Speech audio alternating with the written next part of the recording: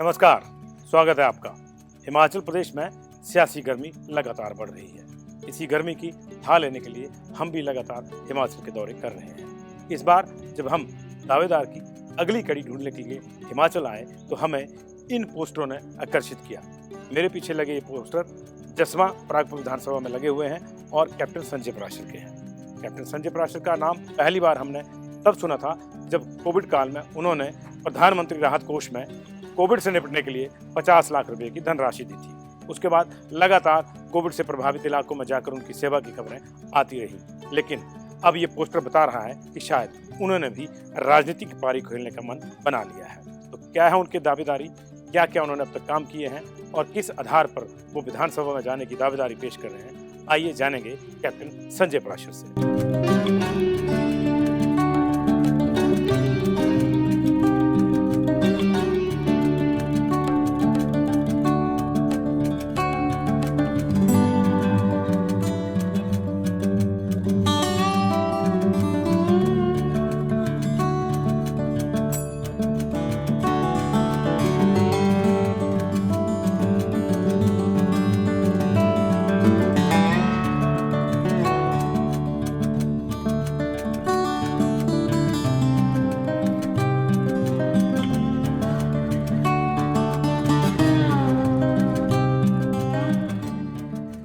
नमस्कार सर, मैं संजीव शर्मा हूँ पंजाब केसरी टीवी से।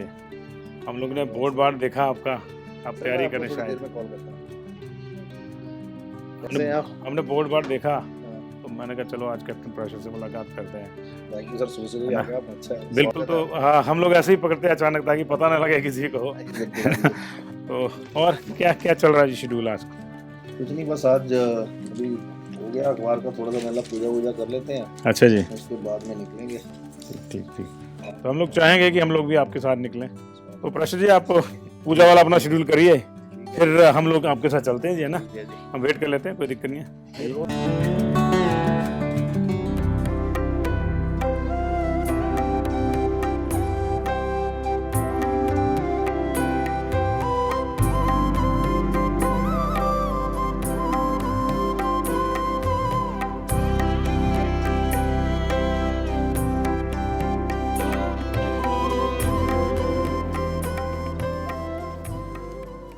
तो ये डेली का शेड्यूल है सर आपका? डेली है सर, ये ही रास्ता है, ये हमारा घर है जहाँ पर 1000 साल से ऊपर हमारे पूर्वज रहे। अच्छा जी। तो चलो पुराना ढह गया, फिर Ancestral वो house है। हाँ, उसके जो आगे वाला है वो जो है हमारा 1958 में बनना शुरू हुआ था। अच्छा जी।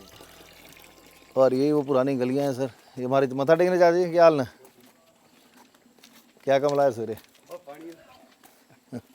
इनका बेटा मर्चेंट नेवी में है। अच्छा जी। सर हमारे यहाँ के बेड़े के और हमारे गांव के करीब 32 बच्चे मैंने मर्चेंट नेवी में भर्ती किए, क्योंकि मेरे को यही काम आता आपने है। अपने प्रोफेशन में लगा दी सारे? हमने अपने लगा दी सर, डॉलर कमाते हैं, घर पक्के कर लिए, बहनों के रिश्ते अच्छी जगह होते हैं, हमारी बेटियाँ भी सुखी हैं। अच्छा जी। भाई मजबूत तो बहन को सबसे ज़्यादा फायदा होता है। अच्छा जी। तो कब ज्वाइन किया था जी आपने ये अपना जॉब जो था? सर मैंने ज्वाइन किया था 1990 में। अच्छा जी। 12th साइंस करी मैंने। अच्छा जी। तो जैसे होता है मिडिल क्लास फैमिली में नौकरी ढूंढ रहे थे, हमने NDA ट्राई किया, जी जी। इंजीनियरिंग एंट्रेंस दिया, जी जी। इंजीनियरिंग एंट्रेंस क्लियर तो कर लिया, जी जी।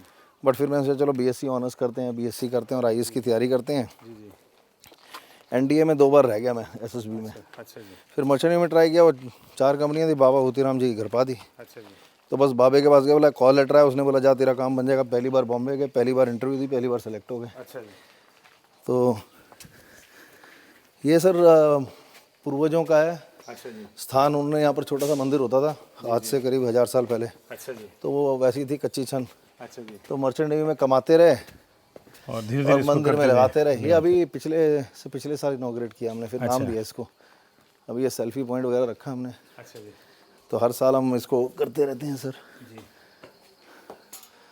तो ज़्यादा टाइम फिर बॉम्बे में गुजरा जी, कहाँ गुजरा? ज़्यादा समय सर बॉम्बे में ही गुजरा कह सकते हैं। जी जी। क्योंकि बॉम्बे में नौकरी मिली, फिर शिप्स पर रहे 12 साल, एग्ज़ाम्स बॉम्बे में दिए, फिर उसके बाद बॉम्बे में फिर नौकरी करी, फिर हांगकांग चले गए 2 साल, फिर बॉम्बे में आके फिर अपना काम किया। अब 2 साल से यही है। करिए सर, आप दर्शन करिए, ठीक है बाकी जी। बात ही उसके बाद करते हैं। मेरे पिताजी भी साथ में आए हुए हैं। आ जाओ डैडी, मत्था टेक लेते हैं। ये यहीं पर ही पले बड़े हैं, चाचा जी हैं हमारे।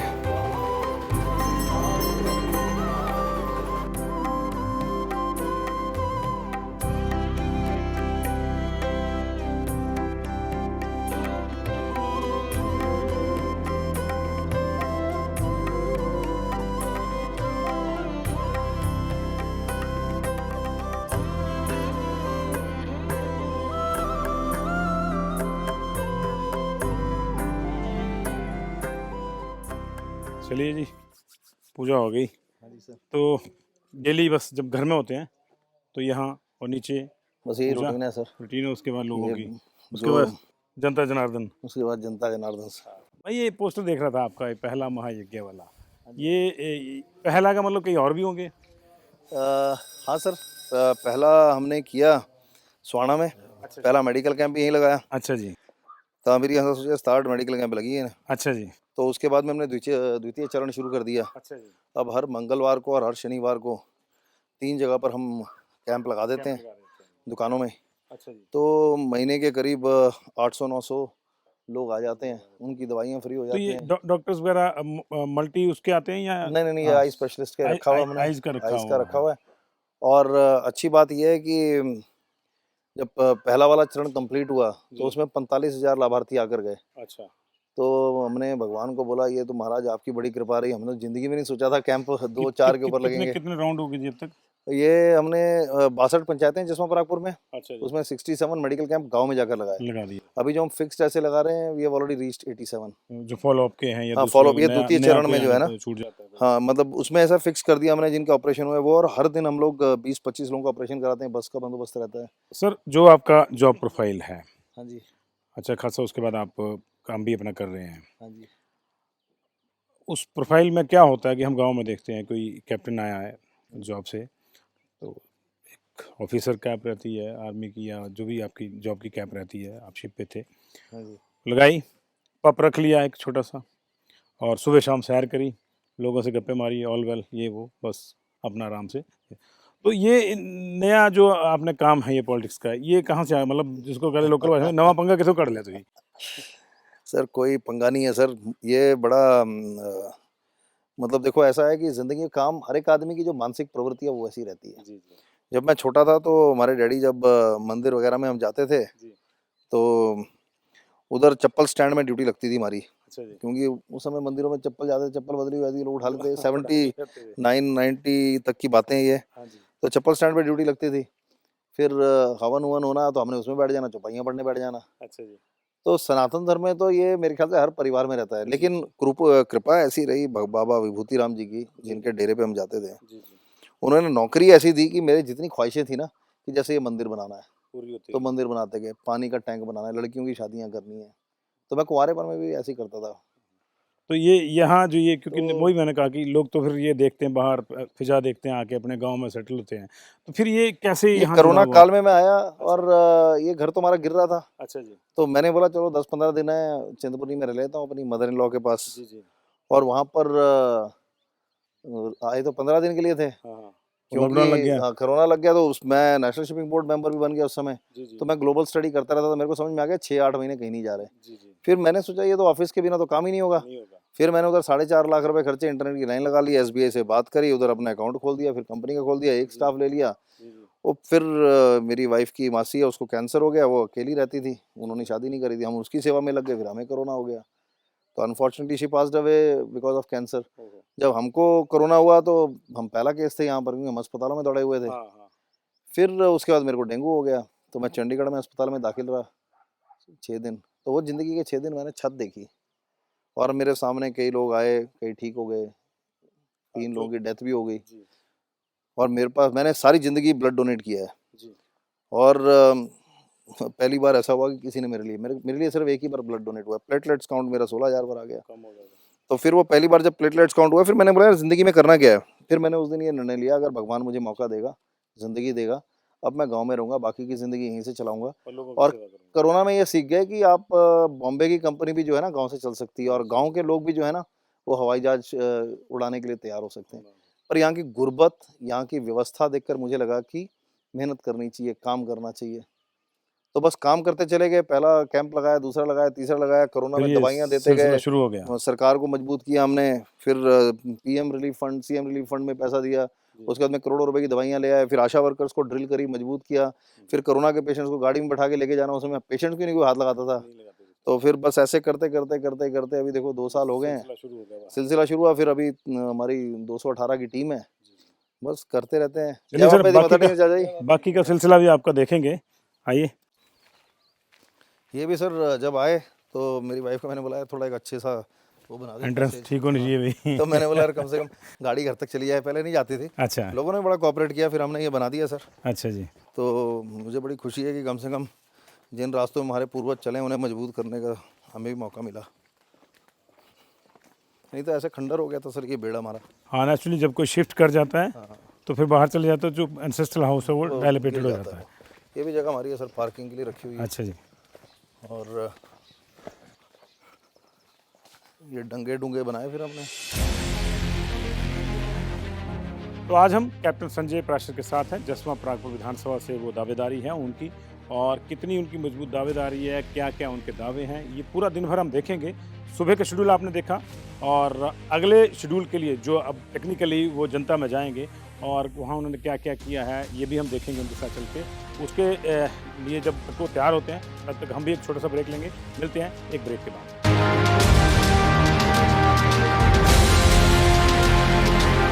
नमस्कार, स्वागत है आपका एक बार फिर से। आप देख रहे हैं हमारा खास कार्यक्रम दावेदार। आज हम कैप्टन संजय प्राशर के साथ हैं। अभी सुबह का शेड्यूल आपको हमने दिखाया था, अभी अगली तैयारी क्या है वो आपको वहीं चल के बताएंगे, क्योंकि अब पूरा दिन देखेंगे कि कहाँ कहाँ उन्होंने क्या क्या किया है, जिसके आधार पर उनका दावा है कि अब उनको जो है विधानसभा में जाना चाहिए। तो आइए चलते हैं, उनका एक वॉर रूम उन्होंने बनाया है, उसको देखेंगे।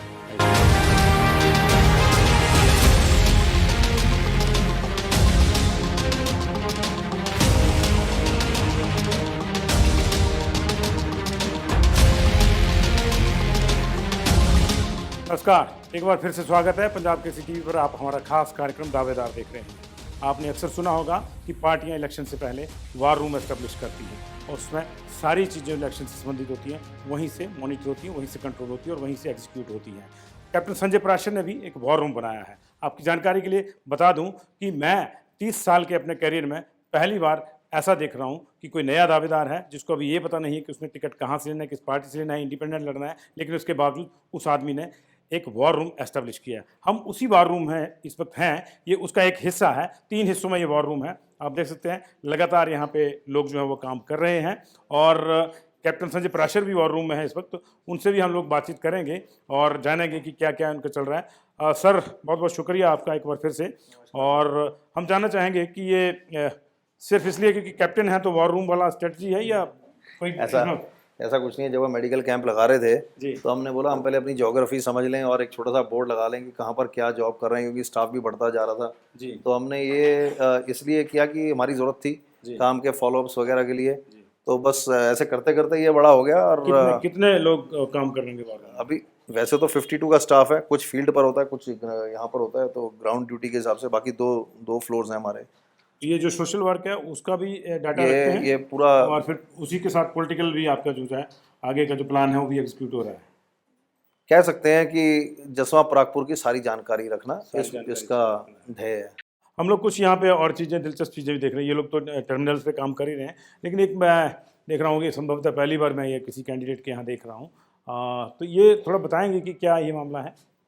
2 हिस्से में बड़े बड़े देख रहा हूँ। ये सिंपल है। ये हमारे 257 विलेजेस हैं जी, और ये बेसिकली 11वां नंबर कॉन्स्टिट्यूंसी है जसवां परागपुर। 11, हाँ जी, और हमीरपुर नंबर 3 पर आती है एमपी के उसमें जी। तो ये हिमाचल का ये हिस्सा जसवां परागपुर ये पूरे आ गए। और अभी जो हम बेसिकली ये हमारा स्वाणा है जहाँ पर मैं रहता हूँ जी। तो आज की जो बेसिकली अब ये ज्योग्राफी है कि ये लास्ट पोलिंग बूथ इस तरफ है अड़ो जी। और उधर हमारा आ गया लास्ट पोलिंग बूथ, जो फर्स्ट पोलिंग बूथ है हमारा संसारपुर टेरेस। तो ये पहला कितनी पंचायत है इसमें? ये सारा 62 पंचायतें, 100 बना हुआ, 62 बना हुआ पंचायत। ये विलेज वाइज बना हुआ है? ये विलेज वाइज है, बट बूथ वाइज नहीं, ये विलेज वाइज है। इसमें 62 पंचायतें हैं, 330 वार्ड हैं राइट, और 111 पोलिंग बूथ हैं राइट। और ये रेवेन्यू रिकॉर्ड के हिसाब से होता है जहाँ तक हमारी जानकारी, रिकॉर्ड के हिसाब से। तो ये आपने खुद तैयार किया है या कहीं से? नहीं, ये सब डाटा नेट इंडिया से हमने लिया हुआ है उनसे, मतलब you have to pay them जी। तो हमने तो खरीदा है उनसे। मैं कुछ और भी देख रहा हूँ यहाँ पे भी, ये आपने एक बोर्ड ये भी हमारे लगाया है। बोर्ड्स अपडेट होते रहते हैं, मतलब ये जो ये क्या चीज़ है बोर्ड की? क्योंकि वो तो आपने बता दिया कि कॉन्स्टिट्यूंसी का एक हाँ जी, ज्योग्राफिक नक्शा तो आपने- ये बस ये अब मेडिकल कैंप्स का हम लोग डाटा हमारा अपडेट होना थोड़ा सा बाकी है, जी जी। तो हम लोग ये सब डाटा अभी अपडेट कर रहे हैं। तो टोटल विजिटर जैसे 44,138 हैं, बट अभी कैंप्स 85 के ऊपर चले गए हैं, बट राइट। तो धीरे धीरे कर रहे हैं। कितने आपके टोटल अब तक के जो बेनिफिशरीज होंगे मेडिकल? बेनिफिशरीज हम दो जगह डाटा मेंटेन कर रहे हैं, दो सिस्टम्स में, एक हमारा ऐप है और एक वैसा है, बट आप ये देखेंगे 44,138 है और ये 15 दिन पहले का फिगर है। अच्छा जी। बट मुझे लगता है टोटल विजिटर्स का फिगर जो है हमारा, it should be beyond 50,000, higher side पे, थोड़ा हायर साइड। 50-60 हज़ार के ऊपर होगा। तो ये बच्चे जो हैं ये सारे काम कर रहे हैं, इनका जो स्किल लेवल है वो क्या है और ये कहाँ स्किल के लेवल हैं अच्छा है। ये एक्चुअली ये सारे लोकल हैं जी? ये आसपास के गांव के हैं, और कुछ ने बीए करी है, कुछ ने बीकॉम करी है, किसी ने बीएससी करी है, किसी ने कंप्यूटर्स कोर्स किया है। तो हमने इनको स्टार्टिंग में कंप्यूटर वगैरह सिखाया, जिसकी टाइपिंग स्पीड 16 होती है, फिर हम 1-2 महीने करके उनको सिखा के एस्केलेट कर देते हैं 33 वर्ड्स पर मिनट, और फिर उसके बाद में ये लगे रहते हैं अपना अपना डाटा अपडेट करने। इनको टास्क दिया जाता है और टाइमलाइन दिया जाता है, फिर ये सिस्टम को मॉनिटर हम यहाँ से कर लेते हैं। ये हमारे पास सर्वर वाला है हिसाब किताब, जी जी फिर ये हम यहाँ से कर लेते हैं कि टोटल बेनिफिशियरीज कितने हैं। अभी वो सिस्टम अपडेट दूसरे वाले में भी चल रहा है, कल जितनी किसने कितनी एंट्रीज करी हैं सिस्टम अपडेट होता रहता है। तो जो बच्चे ग्राउंड में जा रहे हैं वो हर एक रिपोर्ट देते रहते हैं हमको, क्या लोगों की समस्याएं हैं, कहाँ पर हमने समाधान किया। जैसे पानी की समस्या खलेड़ में थी, वहाँ पर हमने टैंकर पहुँचाया, तो उसकी एंट्री, किसको पानी मिला किसको नहीं मिला, और कितनी फ्रीक्वेंसी में पानी आ रहा है उधर, या सड़क की समस्या हो गई, या शिक्षा की है, या रोजगार की है, तो वो सारा डाटा यहाँ पर हम अपडेट। तो हमको ये बीच वाला सिस्टम नहीं चाहिए, हमें डायरेक्ट सिस्टम चाहिए। जनता और संजय पराशर के बीच में डायरेक्ट कनेक्ट होना चाहिए। इसलिए मैंने सारे फ़ोन, मेरा ये जैसे आप देखेंगे ये भी हमने यहाँ पर लगाया हुआ है, आंखों का कैंप लगाया है यहाँ पर। तो यहाँ पर भी हमने जहाँ जहाँ आंखों के कैंप के पोस्टर्स लगाए, वहाँ पर फिर हमने क्या किया, अपना फ़ोन नंबर दे दिया। यहाँ पर भी हमने अपना फ़ोन नंबर दे दिया। तो ये आपने कनेक्ट की बात करी कि लोग कनेक्ट कर पाएँ, इसलिए सिंगल आपने फ़ोन रखा है। तो इसको जो है आप इसके सर्विस सेंटर बोल रहे हैं आप इसको, या वॉर रूम जो भी हम बोल रहे हैं, इसको आप जो है अपने सेवा वाला जो सिस्टम है उसको फिर पॉलिटिकली कैसे कनेक्ट करते हो? उसको आपको कैसे मदद मिलती है उससे? फिर ऐसा है कि सेवा जो है वो तो ब्रह्मांड है, पॉलिटिक्स हो सकता है एक धरती का एक अंश हो, मतलब politics is a very small word and a small place. लेकिन अगर समाज सेवा जो है और जो नारायण सेवा है वो तो एक बड़ा ह्यूज टास्क है। तो ह्यूज टास्क को टाइमली मैनर में, समय सीमा को लेकर योजनाबद्ध तरीके से काम करने के लिए मुझे लगता है कि आपको युवा चाहिए जो आपके मार्गदर्शन में काम कर सके। नहीं, मैंने सवाल ये पूछा इसलिए पूछा क्योंकि हमने देखा है पिछले इलेक्शन में भी कि कुछ लोग आए, फिर उन्होंने ये समाज सेवा वाला एंगल लिया, then they entered into politics. तो उसलिए मैंने पूछा ये आपका। समाज सेवा के एंगल से आने वाले 68 एमएलओ में से कितने हैं मेरी जानकारी में शायद 1-2 होंगे जी। और मुझे लगता है अगर 5-10% ऐसे आते हैं तो अच्छी बात है, बुरी बात नहीं है। आना चाहिए, क्योंकि अपनी जेबें भर के अपने 5 करोड़ के घर बना लें और 2 कमरों से निकल के, इससे बेहतर है आप 2 कमरे में रह के लोगों के पक्के मकान बनाएं। राजनीति का अर्थ ये है। तो अगर हम समाज में काम कर रहे हैं और अगर लोग चाहेंगे कि भाई संजय पराशर को विधानसभा में जाना चाहिए, गरीबों के लिए आवाज़ उठानी चाहिए, मेडिकल कॉलेज, इंजीनियरिंग कॉलेज, रोजगार की बात करके लाने चाहिए, तो जो रोजगार लाएगा वही विधानसभा जाएगा। अगर ऐसा जसवंत परागपुर तय करता है तो संजय पराशर उसके लिए तैयार है। तो समाज सेवा को जो है ध्येय बनाना चाहिए पॉलिटिक्स में, ये इनका कहना है संजय पराशर जी का। और इसके अलावा वो क्या क्या कर रहे हैं वो भी बताएंगे। वॉर रूम देखा और अगले जो उनका गंतव्य है उसकी ओर को चलेंगे हम लोग। तो आइए सर, अगला जो आपका प्रोजेक्ट है वो भी देखते हैं। और मेरे पीछे आप एक जन औषधि केंद्र देख रहे होंगे, इसकी खासियत क्या है ये हम आपको अंदर चल के बताएंगे। आपने देखा होगा प्रधानमंत्री नरेंद्र मोदी ने जो है तमाम चीज़ें करी कि जन औषधि केंद्र खोले हैं पूरे देश में और वहाँ पे सस्ती दवाइयाँ मिलती हैं। लेकिन यहाँ क्या वो सस्ती दवाइयाँ मिलती हैं या कुछ और है, इसके लिए अंदर चलेंगे। दरअसल ये जो जन औषधि केंद्र है ये कैप्टन संजय पराशर ने जो है ऑन हिज ऑन खोला हुआ है, वो अंदर ही है हमारे साथ, उनसे बातचीत करेंगे। नमस्कार जी, सबको नमस्ते। तो सर, कंसेप्ट तो ये था कि जन औषधि केंद्र में जो है जेनरिक दवाइयाँ 30% के आसपास सस्ती मिलेंगी।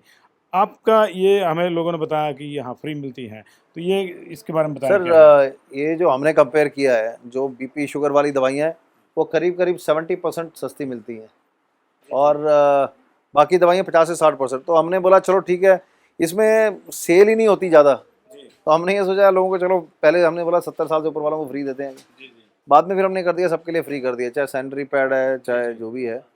और ये प्रधानमंत्री जन औषधि केंद्र जो है, इसका अप्रूवल जो है वो थोड़ा टफ है, सरकार से लेना पड़ता है। और सरकार इसमें काफ़ी सब्सिडी वगैरह देती है, बट हमने वैसा कोई सिस्टम नहीं रखा। हमारा तो सिंपल मानना है कि भाई जो जो करीब 3.5 लाख तो हमने सैनिटरी पैड डिस्ट्रीब्यूट किया हुआ है। अच्छा जी। तो हमारा ये रहता है, और ये हमारा स्टाफ है, लगे रहते हैं। तो ये दवाइयाँ जो आप डिस्ट्रीब्यूट करते हैं, ये कैसे लेते हैं? मान लो किसी को दवाई लेनी है, तो कैसे वो यहाँ दो आएगा? माध्यम है, अगर वो व्हाट्सअप भी कर दे हमें डॉक्टर की पर्ची और अपने घर का एड्रेस, जी तो हम होम डिलीवरी कर देते हैं। जी जी। और जब हम मेडिकल कैंप लगाते तब तो बड़ा आसान था। तो मतलब जब हम यहाँ पर हम लोग फ्री आई कैंप भी लगाते हैं हर शनिवार को 3 घंटे के लिए, जी जी तो उस समय भी कई आते हैं। जी। तो हमने लोगों को बोल के रखा है, बैनर होर्डिंग्स वगैरह लगाए हैं, अखबारों में डाला हुआ है, तो जहाँ से जो कॉल आती है लोग खुद वॉक इन भी कर जाते हैं। जी जी। नहीं तो ऐसा नहीं है मतलब कि जो आपके लगाए हुए मेडिकल कैंप में आएगा उसी को मिलेगी? नहीं नहीं, कोई भी कहीं भी किसी भी डॉक्टर के पास मैं तो दिखा पता के ला पूरे रहा है? हिंदुस्तान से कहीं से भी आए, डॉक्टर की पर्ची होनी जरूरी है। पर्ची होनी अगर डॉक्टर की पर्ची नहीं है तो फिर थोड़ा सा एक हमारी लिमिटेशन रहती थोड़ी दिक्कत है, लेकिन डॉक्टर की पर्ची है तो फिर जहाँ वहाँ इसको जो आपके पास दवाई है है। वो उसको निःशुल्क मिलेगी। जो प्रधानमंत्री करना चाहते हैं वो हम ग्राउंड पे कर रहे हैं। ग्राउंड पे कर रहे हैं। और ये हिमाचल का एक ऐसा एरिया है, हमारा विधानसभा क्षेत्र, जहाँ पर इस प्रकार की हमारी 2 दुकानें हैं। नहीं नहीं, ये पहला निःशुल्क जन औषधि हाँ, केंद्र जन भी निःशुल्क अगर तो इफ आई एम पहला नॉट ही रॉन्ग, है। तो ये आइडिया आया कहाँ से बेसिकली? यहाँ लोग दवाई के लिए आना जाना ही 100 रुपये पड़ जाता है। दवाई अगर आप 100 रुपये की दवाई 20 की भी दो तो आना जाना तो 100 रुपये का पड़ रहा है। अच्छा, झाड़ी अलग तोड़ो तो लोकी खिलाने लेना कहाँ था। तो हम लोगों को ये एनकरेज कर रहे हैं, आप राइट टाइम पे मेडिसिन ले लीजिए, आप तंदुरुस्त हो जाइए, आपको बार बार चक्कर आने की जरूरत नहीं है। जी। और कितना इसका खर्चा रहता है एवरेज अगर पर इसका एनम करें तो? इसका हमारा खर्चा फ्री दवाइयों का और स्टाफ वगैरह का, हमारा इसमें से कुछ निकलता नहीं है। We spend on our own. तो करीब 15 लाख रुपए एक पर्टिकुलर जन औषधि केंद्र का कम हमारे ऊपर लोड है। कितने आपके इतने हैं जन औषधि केंद्र? हाँ जी, आपने ऐसे 2 हैं, 2 खोले हैं, एक यहाँ है और एक दूसरा एक दूसरा डाटा सिबा में। डाटा सी में, दोनों सेक्शन में 2 अगर हमारा बस चले हम 10 और खोलें, 10 और खोले। लेकिन इसकी प्रक्रिया बड़ी टफ है, तो अभी वो प्रक्रिया में ही थक जाता है आदमी। तो इसमें मैं धन्यवाद करता हूँ मनसुख मांडविया जी का, जी जी। जिन्होंने एनकरेज किया और उन्होंने इनॉग्रेशन किया था इसका ऑनलाइन। अच्छा, मैं उनका एहसानमंद हूँ इस चीज़ के लिए कि उन्होंने जसवां परागपुर के लोगों के लिए इतना अच्छा एक उपहार दिया। हेल्थ सेक्टर की अगर और बात करें हम कैप्टन साहब, तो और क्या क्या किया आपने? क्योंकि देखिए आपका नाम जो पहली बार आया है चर्चा में वो आया कोविड टाइम्स में। आपने पीएम रिलीफ फंड में जो है अंशदान दिया, फिर सीएम रिलीफ फंड में दिया, फिर दवाइयों वाला मामला जो है आपने शुरू किया। If I am not wrong, मुझे बताया गया है कि मेरी रिसर्च भी बताती है कि 1-1.5 करोड़ के आसपास उस दौरान आपने दवाइयाँ जो है लोगों को दी। तो ये बताएं कि क्या आपको ये ऐसा हुआ कि जब मैं सीएमओ से मिलने गया, मैंने बोला ये आपदा आएगी, तो उन्होंने मेरे को दवाइयों की लिस्ट जो लिख कर दी, बोलते हम तो प्रोक्योर कर ही रहे हैं, बट शॉर्टेज थी उस समय दवाइयों की। तो हमने ट्रक भर के दवाइयों को मंगाया, उस समय उसका कॉस्ट जो है 83 लाख आया। फिर उसके बाद में हमने ऊना में भी बात करी, तो वहाँ पर भी हमको लगा सपोर्ट सिस्टम देना चाहिए, तो हमने उस समय 1 करोड़ 92 लाख की दवाइयाँ ली। फिर हमने 40 कॉन्सेंट्रेटर मंगा लिए। तो बस ये था कि लोगों को बचाना है और कुछ मिल के करना है, तो वो करते रहे। उसके बाद फिर हमको लगा कि कोई रेगुलर काम कर लें, फिर मेडिकल कैंप्स लगा लिए। अब लोग फ़ोन करते हैं, एमआरआई स्कैन करना, ये करना, छोटी छोटी जो चीज़ें होती हैं उसकी यहाँ पर फैसिलिटीज़ नहीं है, बस लगे रहते हैं जो सेवाएं दे सकते हैं। ये सैनिटरी नैपकिन्स का भी मैंने काफ़ी सुना आपने कि ये फ्री है, ये जसवां फ्री है। परागपुर में फ्री है। तो ये यहीं से बहनें माताएं ले नहीं, जाती हम हैं या कहीं यहाँ और भी? नहीं, हमने इंग्लिश लर्निंग सेंटर से हम डिलीवर कर देते हैं। अच्छा जी। अगर महिला मंडल मांगे महिला मंडल को दे देते हैं। बस उसमें हमको ये रहना चाहिए, डिस्ट्रीब्यूशन राइट होना चाहिए। तो जो बेनिफिशियरी है उसके डिटेल्स हम मांगते हैं। पहुंचनी चाहिए। हाँ, तो उसके डिटेल वो हमको देते हैं, कैंप्स में भी हमने दिया। राइट। तो अभी तक 3.5 लाख के ऊपर चले गए हम। हो सकता है कि वेरी नियर फ्यूचर 4 लाख के आसपास का फ्री डिस्ट्रीब्यूशन। ये बड़े छोटे से टाइम स्पैन हाँ जी, में, ये क्योंकि हमने कोविड के पिछले बाद ही साल, टाइम मिला होगा। हाँ हमने पिछले साल ये जुलाई में इसको अप एंड रनिंग किया था। तो अभी तो 1 साल भी नहीं हुआ हमारा, मतलब अगर हम वैसे समय देखें तो। और क्योंकि बेसिक प्रॉब्लम हमारे गांव की महिलाओं की यही है। महिलाओं की है, और मेरे को लगता है कि मेरी वाइफ चाहती थी कि ये काम आप दुनिया के लिए इतना कर रहे हो, मेरी माताओं बहनों के लिए आप इतना तो मिनिमम करें। तो हमने बस पहले सोचा गांव-गांव करके करते हैं, फिर अब हमने पूरा खोल दिया है। मैम की इसके पीछे जो सोच थी वो महिलाओं मैडम की बोलती है कि कई बार अनहाइजीनिक होने के कारण कई रिसर्चेस में कैंसर भी पाया जाता है। और मेरी वाइफ को लगता है कि हम जो गाँव में रहते हैं कि उसके लिए if we can do something हमें करना चाहिए, और बचपन से अच्छी आदतें पड़ जाएँ तो ठीक रहता है। और मैं बात कर रहा कि कहाँ है हॉस्पिटल में और क्या क्या आपने जो है दी है, एड दी है या कहीं? यही हॉस्पिटल में कोरोना के समय जो दिया बस उतना ही दिया हमने। उसके बाद में हमको इतने वेलकम लोग नहीं है हॉस्पिटल्स में। मुझे लगता है कहीं ना कहीं ब्यूरोक्रेसी के ऊपर प्रेशर है कि संजय पराशर से अपना डिस्टेंस बनाए रखें, और हम भी ज़्यादा एक्स्ट्राऑर्डिनरी एफर्ट नहीं डालते हैं। सरकार आह्वान करेगी तो हम बिल्कुल सहयोग करेंगे। प्रधानमंत्री जी ने किया, हमने दिए 50 लाख रुपए। मुख्यमंत्री जी ने किया, हमने 5 लाख कंट्रीब्यूट किया।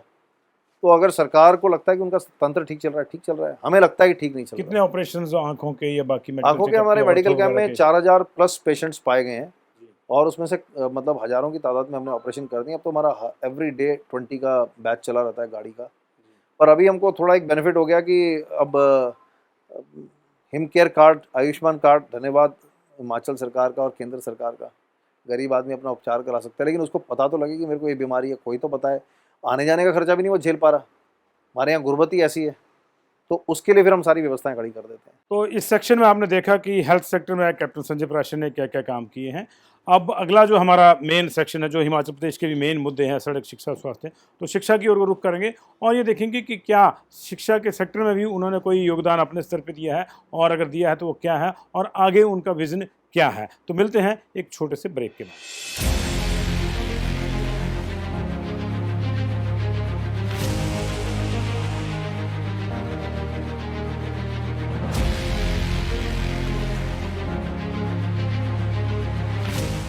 तो इस वक्त हम परागपुर के सरस्वती विद्या मंदिर में हैं और यहाँ भी कैप्टन संजय प्राशन ने कुछ योगदान दिया है, कुछ मदद जो है शिक्षा के क्षेत्र को लेकर, जो हमने पिछले आपको बताया था कि अगले सेगमेंट में हम शिक्षा की बात करेंगे, तो उसी के तहत हम लोग यहाँ पे हैं।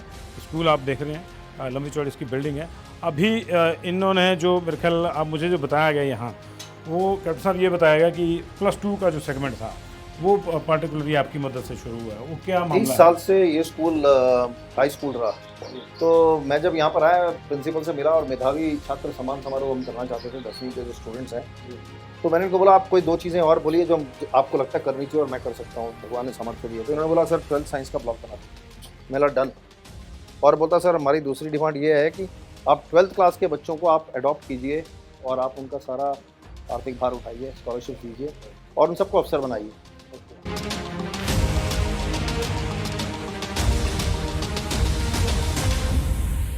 आइए सर, अब लैब देखते हैं आपकी। हाँ जी सर। देख रहा था बच्चे खुश हैं लैब से, हाँ जी। तो देख लेते हैं वो लैब भी आपकी। और ये लैब को आपने सहायता की या पूरी की पूरी इंस्टॉल करवाई है? सर इसका बड़ा सिंपल था कि जब इन्होंने डिस्कस किया उस दिन हमने 51,000 का चेक काट दिया। बाद में हमने हिमाचल शिक्षा समिति को पेमेंट कर दी और इन लोगों ने फिर करीब करीब 40 लाख का जो काम है वो खड़ा कर दिया 100 दिन के अंदर। तो ये लैब ये वाली एस्टेब्लिश कराई है सर आपने? हाँ जी सर, लैब करिए सर ये, और इनके इक्विपमेंट्स यहाँ पर हैं। अच्छा जी। ये टेस्ट ट्यूब्स वगैरह हैं। अच्छा जी। सामान सब रखा हुआ है इन्होंने ऊपर, तो ऊपर भी Funnels वगैरह। और ये सब यहाँ पर है सॉल्ट वगैरह एनालिसिस करने के लिए। जी जी। उधर भी रखा हुआ उन्होंने कुछ। जी जी। तो ये कहाँ से मंगवाई सर फिर आपने? सर ये स्कूल की मैनेजमेंट ने कराया काम। करा काम। हमने तो इनको सिर्फ फंड अरेंजमेंट किए हैं और ये अंदर से जो सामान है ये अम्बाला कैंट से लेकर आए। जी जी।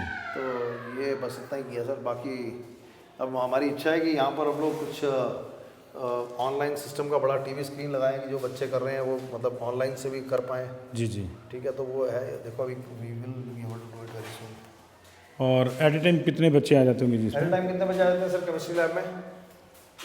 लगभग पूरी क्लास आ जाती है? क्लास पूरी क्लास आ जाती है। और कितना कॉस्ट किया होगा जी लैब आपको ये? Sir total 40 lakhs। 40 लाख सारी लैब्स, केमिस्ट्री, फिजिक्स और बायो की 3 लैब्स अलग अलग हैं। ठीक ठीक ठीक ठीक। और ये जहाँ से मैनेजमेंट ने बोला वहीं से लाए सामान? मैं नहीं, ये मेरी चॉइस थी इक्विपमेंट कहाँ से लाना। अच्छा। क्योंकि मैं अम्बाला कैंट से पढ़ा हूँ। अच्छा और जी। अम्बाला कैंट पूरे हिंदुस्तान का सबसे बड़ा गढ़ है जहाँ से साइंटिफिक इक्विपमेंट बनते हैं ब्रिटिश टाइम से। अच्छा जी। और मेरे दोस्त वगैरह भी हैं इस लाइन में। राइट। तो मैं चाहता था बेस्ट चीज़ है जो मेरे स्कूल में केवी में होती थी। जी जी। तो जो फौजियों के स्कूल में होता था हमने वो पैरामीटर रख कर लाए हैं। हिमाचल बोर्ड को सुपरसीड किया है। प्रोसीड किया जी। तो we want the best because we want our kids to be the best. Right. तो इसमें भी कोई दिक्कत आई जी? क्योंकि ये नॉर्मली हमारे स्कूल्स में जो हैं हाँ जी। वो लैब्स लूब्स तो गवर्नमेंट ही करती है एस्टेब्लिश। हाँ, लेकिन मेरे को लगता है कि इसमें दिक्कत तो नहीं आई। मैं तो बोलूँगा कि फ्रीडम थी तो उसका फ़ायदा हो गया। मैंने इनको बोला कि आप लाएंगे या मैं लाऊंगा, उन्होंने बोला सर आप ले आइए। पहले तो मैंने प्रिंसिपल को बोला आप खुद जाइए साइंस टीचर के साथ। तो इनकी एक स्टैंडर्ड लिस्ट होती है, तो वो स्टैंडर्ड लिस्ट एक सीबीएसई की और इसमें थोड़ा सा फ़र्क होता है, कॉस्टिंग में फ़र्क आ जाता है। जी जी। तो सीबीएसई वाली जो लिस्ट होती है वो 30% एक्स्ट्रा कॉस्ट होती है। लेकिन मुझे लगता है हम पैसे इसलिए बचाए कि बीच में ठेकेदार नहीं थे, हम खुद ही काम कर रहे थे। तो जब आप खुद ही मिट्टी के साथ में जुड़ जाओ तो लाभ हो गया तो उसका। लाभ हो गया उसका। कैप्टन साहब, ये तो हुआ एक पार्टिकुलर स्कूल आपके पास आया, उसको मदद की ज़रूरत थी और आपने मदद करी। और क्योंकि बैकग्राउंड आपका उस तरह का मैं देख रहा था, पूरा बातों बातों में पता कर रहा था, तो आपने करी। एक होता है बंदे को अटैचमेंट होती है उससे।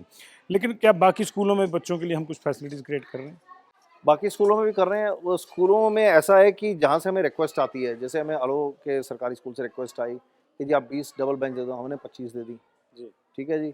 और हमें कुछ ऐसा लगा कि कोरोना काल में बच्चों का भट्टा बैठ रहा है, पढ़ाई में वो शून्य की ओर जा रहे हैं। मोबाइल वाली पढ़ाई उतनी हाँ, तो मोबाइल इफेक्टिव वाली नहीं है। पढ़ाई, हमने कुछ टीचर्स की इंटरव्यू ली, पता लगा कि वो जो पढ़ाते भी नहीं है क्योंकि डाटा नहीं है, फ़ोन गर्म हो जाता है। तो बेसिकली वी लॉस्ट 2 इयर्स, एक जनरेशन खत्म हो जाती है 2 साल में शिक्षा के क्षेत्र में। तो हमें, मैं मेड़ा गया था, उत्तू साड़ी एक भैन है शकुंतला जी, वो वार्ड पंच ने, तो गलांदी बच्चा मेरे पोते पोतियाँ ना, थोड़ा इनके लिए ना एक आप छोटा सा हम कमरा देते हैं, स्कूल खोल दो। तो मेड़ा में सबसे पहले हमने इंग्लिश लर्निंग सेंटर और कंप्यूटर सेंटर खोला, वो कामयाब रहा। और बच्चे क्या करते थे, दौड़े दौड़े आते थे, हम उनको अखबारें पढ़ाने लग गए, फिर हम उनको भगवत गीता पढ़ाने लग गए, स्कूल की किताबें पढ़ाने लगे, कंप्यूटर पढ़ाने लगे, टाइपिंग करवाने लगे, कलरिंग करवाने लगे, मतलब हम ये सब एक्टिविटीज़ जोड़ने लगे। तो वो उसका मेरा खर्चा 2 to 5 लाख आता है पर ईयर का, डिपेंड करता है कितने बच्चे हैं, कितने कंप्यूटर लगाने हैं वहाँ पर।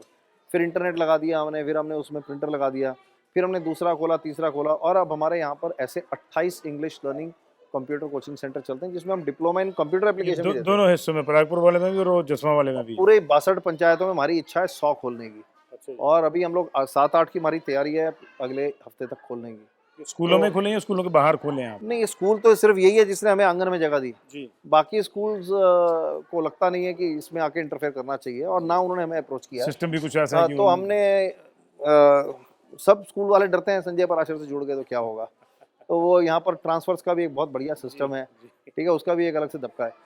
पर अच्छी बात यह है कि जो हम इंग्लिश लर्निंग सेंटर खोलते गए, लोगों ने जहाँ जहाँ डिमांड किया हम वहाँ वहाँ खोलते चले गए। लोग हमें बताते हैं अगर हम शॉप लेते हैं तो हम किराया भी देते हैं, बस हमारी एक कंडीशन होती है, टॉयलेट होना चाहिए। नमस्ते दीदी।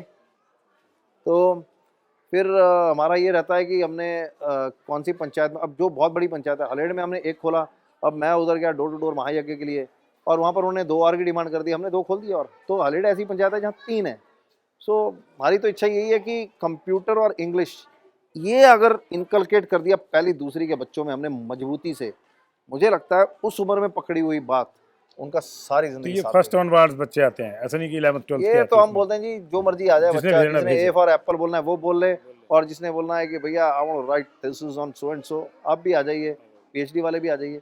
बट क्रेज ज़्यादा इंग्लिश का है, फिर कंप्यूटर का है। मैं सोच रहा था शायद कंप्यूटर का पहले होगा, बट ऐसा नहीं है। विमेन एम्पावरमेंट भी एक मेन सेक्शन है, बिल्कुल, और पहाड़ में है, पहाड़ की और हमारे तो टिका ही पहाड़ जो है महिलाओं के ऊपर है बेसिकली। बिल्कुल सही तो कहा उसमें आप क्या कर रहे हैं? महिला सशक्तिकरण के मामले में भी कैप्टन संजय पराशर की टीम किसी से भी पीछे नहीं है। इलाके की हजारों महिलाओं को कंप्यूटर प्रशिक्षण और दूसरी सुविधाएं वे लगातार उपलब्ध करवा रहे हैं। उन्होंने विशेष तौर से एक सेंटर सोना में खोला है, जिसमें महिलाओं को बाकायदा प्रशिक्षित करके अब मर्चेंट नेवी की अलग अलग कंपनियों के लिए ड्रेसेस बनाने का काम करवाया जा रहा है। महिलाएं इस काम से बड़ी ही आसानी से अपने परिवार का खर्चा निकाल लेती हैं। उनकी पत्नी सोनिका पराशर के दूरगामी सोच के चलते इलाके की महिलाएं मुफ्त में सैनिटरी नैपकिन पैड तो हासिल कर ही रही हैं, लेकिन इसके अलावा भी जो उनका स्टाफ है उसमें इस बात का खास ख्याल रखा जाता है कि महिलाओं की संख्या ज़्यादा हो। इसी के साथ बच्चियों के शिक्षा के लिए भी वे विशेष सहायता समय समय पर देते रहते हैं। रोजगार पूरे देश, प्रदेश और जसवा सबका एक साझा मुद्दा है, और इस मुद्दे पर भी कैप्टन संजय पराशर ने बहुत ज़्यादा काम किया है। उन्होंने बाकायदा अपने चुनाव क्षेत्र में एक रोजगार सेल खोला है, जहां से मर्चेंट नेवी में जाने के इच्छुक बच्चों को नौकरी उपलब्ध करवाने का काम किया जाता है। उनको प्रॉपर्ली गाइड किया जाता है, और यही नहीं, उनकी पेमेंट भी इंश्योर की जाती है।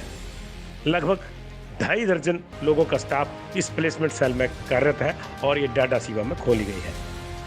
कैप्टन संजय पराशर की माने तो पिछले 2 साल के भीतर ही 1000 से अधिक बच्चों को मर्चेंट नेवी में अलग अलग जगहों पर तैनाती दिलवाई गई है।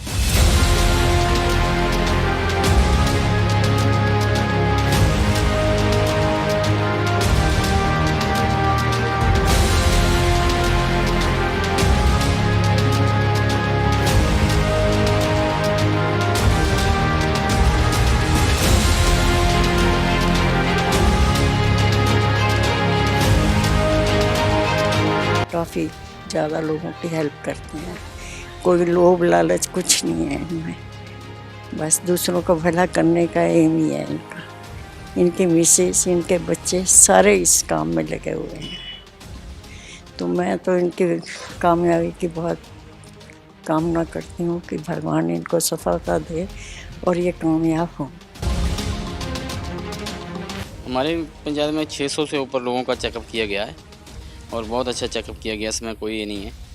और उसमें लोगों को ईसीजी, ब्लड शुगर, आंखों के चश्मे दिए गए, कानों की मशीनें दी गई, फ्री दी गई सभी को। खाने का भी प्रबंध था, जो लोग बाहर से आए थे उनको खाने का भी विशेष प्रबंध था। तो बाकी जो लोग ऑपरेशन के थे उनका कांगड़ा में ऑपरेशन हुआ, उनका आने जाने का कोई ये नहीं, पराशर जी का पूरा साधन था आने जाने का, ले जाने का। तो बहुत अच्छा लोग महसूस कर रहे हैं कि कोई हमारे जसवां प्रापर के लिए कोई मोतियाबिंद मुक्त करवाने के लिए कोई आ गया है। इन्हों बेचारे ने मेरे को सिलेंडर दिया, मैंने लगाया। मैंने 15-20 दिन वो लगाया, फिर वो मेरे को जोर से पीछे को पड़ी, मैंने दे दिया। फिर मेरे को परसों ये फिर ले गया, मैंने कहा मेरे को प्रॉब्लम हो गई, इन्होंने परसों फिर ले गया।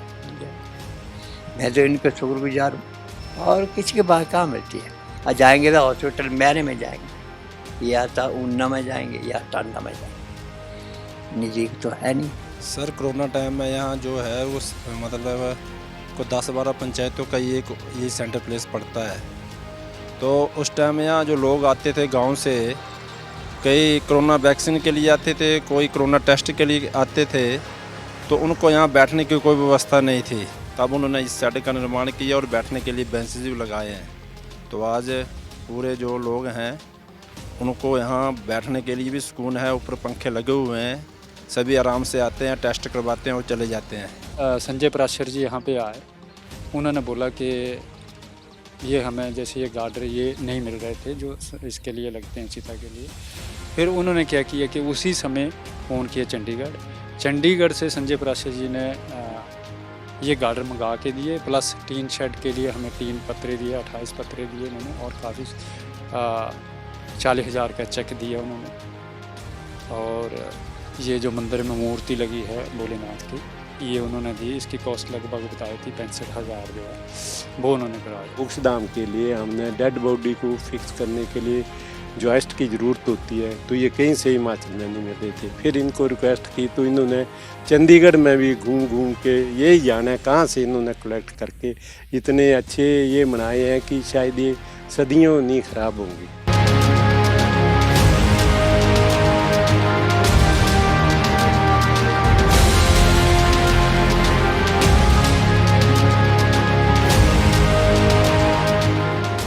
नमस्कार, एक बार फिर से आपका स्वागत है। आप हमारा खास कार्यक्रम दावेदार देख रहे हैं और आज दावेदार में हमारे साथ है कैप्टन संजय पराशर। 2 दिन से लगातार हम इनको फॉलो कर रहे हैं। आपने देखा होगा कुछ जगह ये हमको लेके गए और कुछ जगह हम चुपके से गए, जो आपने देखा। अब आखिरी सेगमेंट में है तो कुछ सवाल मेरे जहन में आ रहे थे, वो मैं पूछना चाहूँगा। कैप्टन साहब, पहला सवाल तो मेरे जहन में आ रहा है कि, या देखने वालों के भी जहन में होगा, कि कौन सी पार्टी से लड़ेंगे? ये तो पार्टी भी तय करेगी, और कुछ सवाल जो समय के गर्भ से ही बाद में पता लगे तो ठीक है, तो अभी फिलहाल समय के गर्भ में रहने देते हैं। लेकिन लड़ेंगे जरूर। जसवा परागपुर के लोगों का, स्थानीय वासियों का ये मानना है कि जो काम संजय पराशर करता है, अगर वह विधानसभा जाएगा तो ज़्यादा अच्छे से उनका लाभ होगा और ज़्यादा अच्छे से कर पाएगा। तो जसवा परागपुर के लोगों के लिए, यहाँ के स्थानीय वासियों के न्याय प्रणाली के लिए, गरीबों के घर तक सरकार पहुंचे और व्यवस्था परिवर्तन भी हो, सिर्फ व्यवस्था जो है वो मजबूत होने के बजाय परिवर्तन भी हो, उसमें मुझे लगता है कि कोई और चारा नहीं है, विधानसभा जाना पड़ेगा और अच्छे लोगों का विधानसभा में होना जरूरी है। तो ये क्या कर रहे हैं? सारी चीजें आप कर रहे हैं, कई करोड़ रुपए आपने लगा व्यवस्था दिए। परिवर्तन और व्यवस्था खड़ी करने में दोनों में फर्क है। अभी तो जो सरकारी व्यवस्था हम उसको मजबूत कर रहे हैं, या फिर जो व्यवस्था समाज में होनी चाहिए, पर अपने संसाधनों से आप कितना कर लेंगे। और सरकारी तंत्र परमानेंट है, सदियों तक रहेगा जी। हमारी व्यवस्था संजय पराशर आज है कल नहीं है, तो ये परमानेंसी जो होती है, जो स्थायित्व होता है, कोई भी चीज़ का आधार जो बनता है, वो मुझे लगता है उसकी खुली चर्चा जो विधानसभा के पटल पर होती है, जो विधानसभा के मंच पर होती है, मुझे लगता है कि वह मंच अगर संजय पराशर को मिलता है तो जसवां परागपुर के स्थानीय निवासियों का शिक्षा के क्षेत्र में, स्वास्थ्य के क्षेत्र में, रोजगार के क्षेत्रों में एक बड़ा क्रांतिकारी फायदा हो सकता है। मतलब अभी जो है you are making arrangements for certain things, चाहे वो कोई बीमार है या किसी को जॉब चाहिए या कुछ और मदद चाहिए, लेकिन you want to be the part of the system जो पॉलिसी मेकिंग का काम करता है। बिल्कुल, एक छोटी सी बात मैं बताता हूँ, जसवां परागपुर में मैटरनिटी वार्ड और बच्चे पैदा नहीं होते। हम बाहर की कॉन्स्टिट्यूंसी में जाते हैं। हमारे यहाँ मेडिकल कॉलेज क्यों नहीं होना चाहिए? ट्रेन आएगी नदौन तक आएगी, क्या ऐसा क्या मड़ा कितने? ट्रेन हमारे यहाँ तक क्यों नहीं आएगी? इसकी चर्चा कहाँ करें? हमारे यहाँ पर इंजीनियरिंग कॉलेज नहीं, इसकी चर्चा कहाँ करें? बाहर की कंपनियां संजय पराशर नहीं ला सकते नहीं, लेकिन इसकी चर्चा कहाँ करें? संजय पराशर अपनी व्यवस्था में क्या कर लेगा? सड़क पे धरने दे देगा, 4 लोगों के साथ नारे लगा लेगा। लेकिन विधानसभा में जब बात रखेंगे तो दम खम से रखेंगे, अपने क्षेत्र के लिए रखेंगे। अब अगर रोजगार के लिए एक कंपनी आएगी, 1000 नौकरियां दी जाएगी, 50 कंपनियां क्यों नहीं आएंगी? दुनिया का सबसे बड़ा ट्रेनिंग सेंटर हमारे यहाँ क्यों नहीं खुले? यूनिवर्सिटी क्यों नहीं खुले? आने वाले समय में अगर भारत को विश्व गुरु बनाना है तो हर गांव में ऐसी स्वावलंबी योजनाएं जो भारत सरकार कहती है लघु उद्योग है या सेल्फ हेल्प ग्रुप में, लेडीज घर में बैठे नीम के साबुन, कड़ी पत्ता दुनिया भर का, ये देखो जंगलात में, आप नीम के साबुन क्यों नहीं बना सकते? अब हम डांगरियां वगैरह बनाते हैं, बॉयलर सूट बनाते हैं, ऐसे कपड़ों की सिलाई यहाँ पर होकर या एग्रो प्रोडक्ट्स होकर, हमारे यहाँ 90% खेती बाड़ी का काम है। तो मेरा अपना ये मानना है कि ये सब चीज़ों से अगर आपने कोई स्थायित्व देना है समाज को, एक वर्ग को पूरा उठाना है, विशेष काम करना है, तो ये विधानसभा के काम है, ये एक व्यक्ति विशेष के काम नहीं है, संस्था विशेष के काम। ये संस्था विशेष के काम। ठीक है कैप्टन साहब, आपने हमारे लिए 2 दिन तक समय निकाला, आपका बहुत बहुत धन्यवाद and we wish you all the best. धन्यवाद। तो कैप्टन संजय पराशर का साफ कहना है कि फिलहाल जो हो रहा है वो अपने हिस्से से व्यवस्था कर रहे हैं, लेकिन वो व्यवस्था परिवर्तन करना चाहते हैं जिसमें सरकार का अहम योगदान होगा। यही वजह है कि वो विधानसभा जाना चाहते हैं। ये किस तरह से इलेक्शन लड़ेंगे, कैसे उनका ये सफ़र तय होगा, ये सभी अब भविष्य के घर में है। लेकिन आज का हमारा एपिसोड यहीं खत्म होता है। अगली बार नए दावेदार के साथ फिर से मिलेंगे। देखते रहिए पंजाब केसरी टीवी।